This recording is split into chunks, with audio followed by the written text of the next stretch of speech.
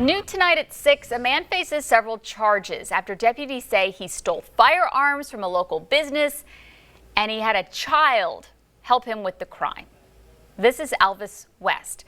Monroe County deputies charged him for having stolen guns and causing a youth to commit a felony. Look at this photo. This is from the Monroe County Sheriff's Department. They put it on their Facebook page. Sheriff Crook says West took firearms from a Hamilton business over 2 days and used that child to carry the firearms out of the store on one occasion. West was on parole with the Mississippi Department of Corrections at the time of his arrest for a crime at Lowndes County.